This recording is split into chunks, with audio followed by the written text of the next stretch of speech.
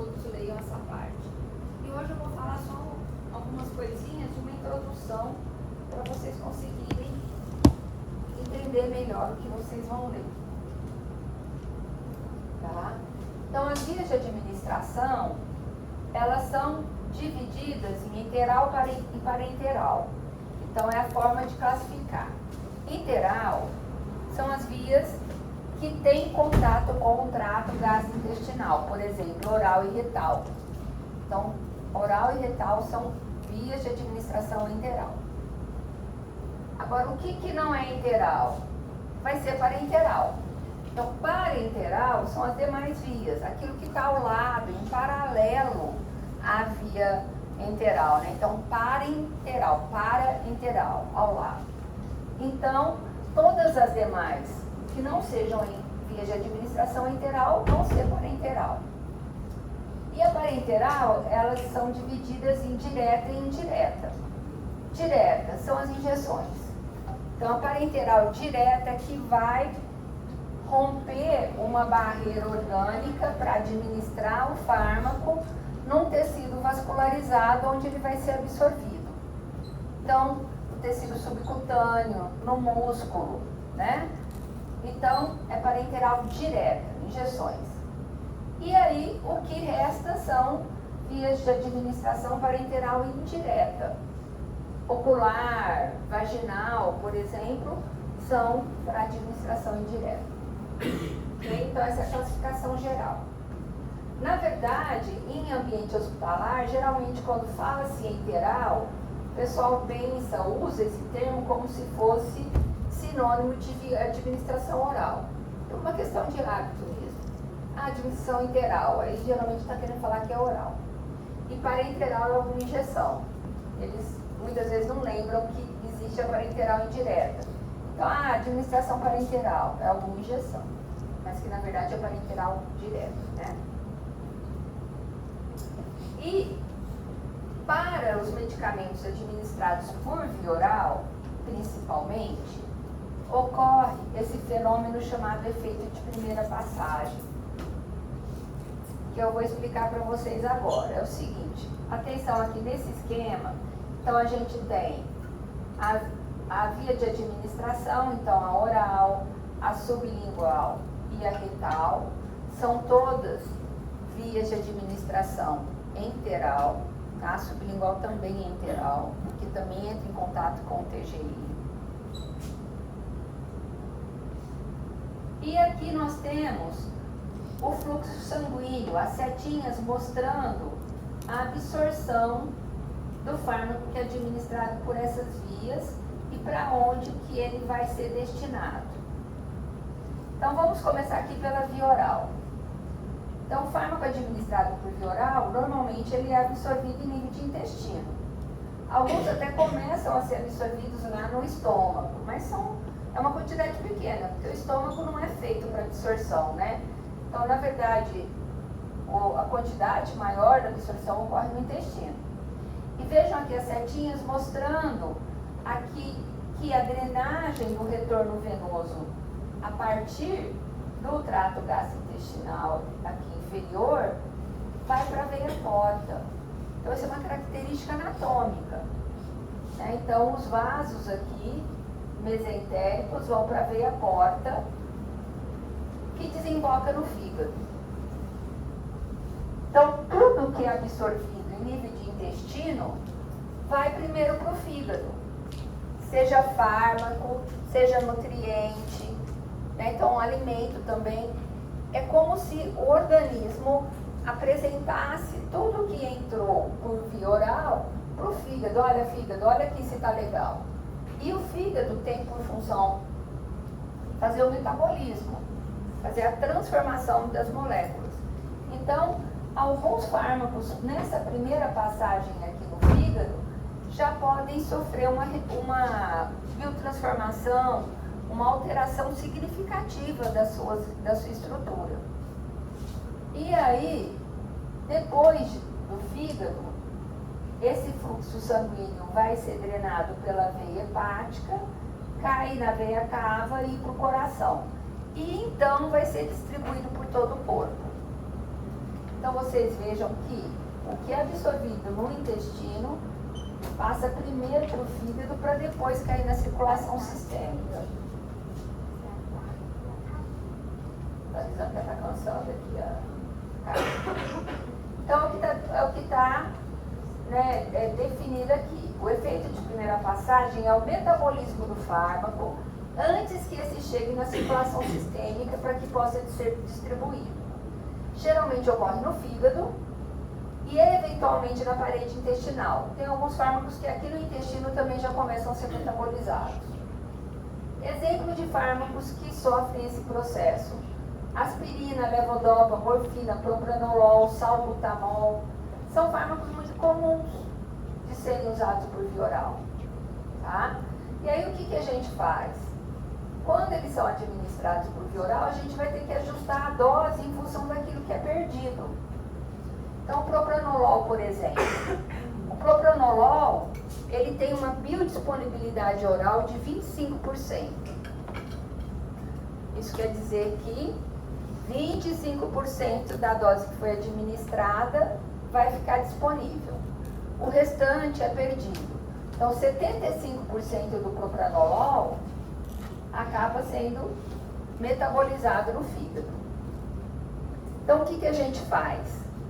A gente sabe que a dose adequada do propranolol é 10 miligramas, mas que 75% são perdidos. Então, a gente vai administrar 40 miligramas. Então, a dose padrão do propranolol é 40 miligramas. 30 miligramas vão ser destruídos no fígado e 10 miligramas vão ser aproveitados. Como o propranolol é um medicamento muito barato, não tem problema. Aspirina também não tem problema, é acessível. Se fosse um medicamento que custasse R$1.000 a dose, né, e tivesse uma perda de 75%, aí já seria um bom motivo para pensar numa outra via de administração, né?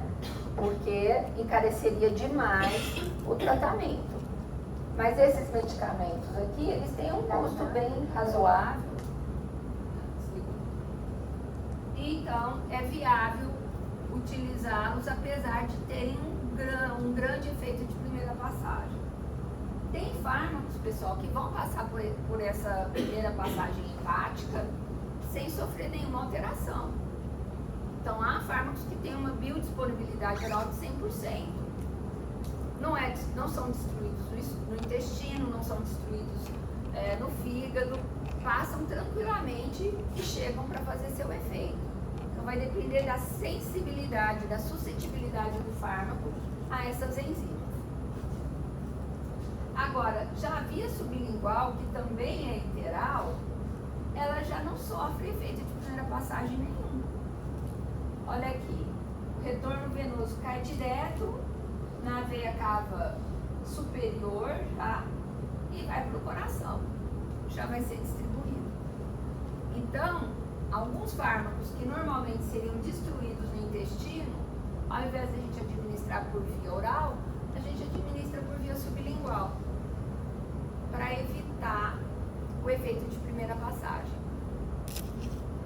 E na via retal, a gente tem 50% indo direto para a veia cava inferior e 50% que passa pelo fígado. Então, a via retal é meio a meio. A metade da dose administrada fica sujeita a efeito de primeira passagem. Outra metade não, tá? Então, as duas únicas vias que são suscetíveis a esse efeito de primeira passagem são a via oral e a via retal. Nenhuma outra via passa por esse fenômeno. Só que como a via oral é muito comum e muitos fármacos acabam sendo suscetíveis a esse efeito de primeira passagem, acaba tendo uma importância grande, tá? Então, um aspecto é a necessidade de doses maiores por via oral, né? E outra coisa que pode acontecer, como eu disse, por exemplo, se o fármaco tiver uma perda muito grande e for um fármaco caro, acaba que a gente opta por outra via de administração. Então, ou ajusta a dose ou escolhe outra via. Esse umbilical é só tipo gota? Não, tem comprimidos dispersíveis que se dissolvem em contato com a saliva assim, instantaneamente. Não tem comprimidinho sublingual.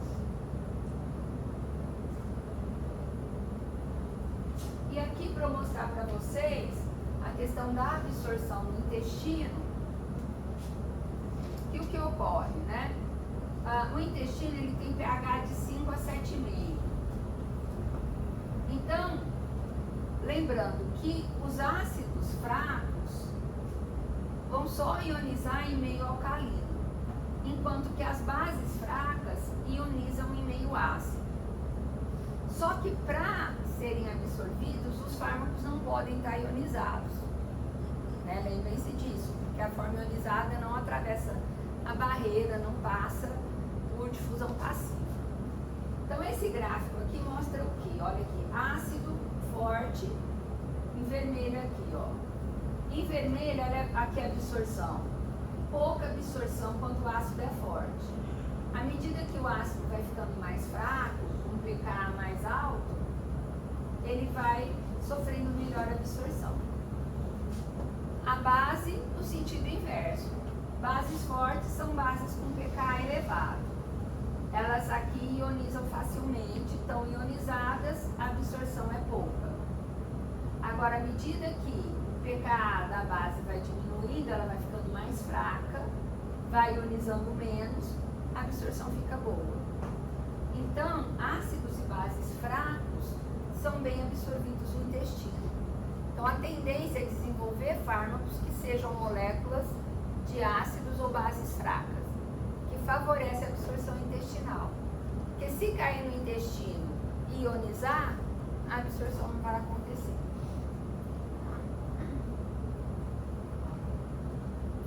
E aqui falando de algumas situações que aceleram o esvaziamento gástrico. Então, no caso, ao aceleramento desse esvaziamento gástrico, ou seja, o conteúdo do estômago esvaziar e ir para o intestino, né? Então, se acelera, o fármaco vai chegar mais rápido no intestino, mais rápido no duodeno. Com isso, a absorção inicia mais rapidamente e a redução do tempo para início da ação. Então, exemplos de situações que aceleram o esvaziamento gástrico. Líquido quente. Então, por exemplo, tomar um medicamento com chá quente pode fazer com que o efeito inicie mais rápido. Uso de metoclopramida. A metoclopramida é um procinético, aumenta a movimentação peristáltica. Então, uma situação assim interessante, um exemplo interessante. Pessoas que têm crise de enxaqueca, na crise, a maioria tem uma interrupção dos movimentos peristálticos. É uma característica da enxaqueca mesmo. Quem tem enxaqueca aqui já deve ter percebido que parece que tem um bolo no estômago, parece que inchado, tudo parado. Quando a pessoa toma um medicamento analgésico para essa enxaqueca, se não ocorreu o esvaziamento gástrico, não há absorção. Então, o que a gente faz? A gente administra o analgésico com um procinético, que também as pessoas chamam de digestivo. Então, por exemplo, a metoclopramida, que é o Plasil, a bromopirida, para facilitar esse esvaziamento gástrico e fazer com que o analgésico seja absorvido. Porque senão, não tem efeito analgésico. A pessoa continua com dor. O hipertiroidismo também acelera o esvaziamento gástrico. Agora, a lentificação do esvaziamento gástrico tem efeito oposto. O fármaco chega mais lentamente no duodeno, né, vai ficar preso no estômago, a absorção inicia lentamente e há um aumento do tempo do início da ação. Quem faz isso? Líquidos gelados, fármacos anticolinérgicos. Então, por exemplo, aí, amitriptilina, alguns antipsicóticos, que tem esse efeito anticolinérgico também, retarda o esvaziamento gástrico, hipotiroidismo, enxaqueca, diabetes. Então essas pessoas tendem a ter um início de efeito dos medicamentos mais lento. Sim? Tem forma que precisa de algumas substâncias para conseguir ser absorvido.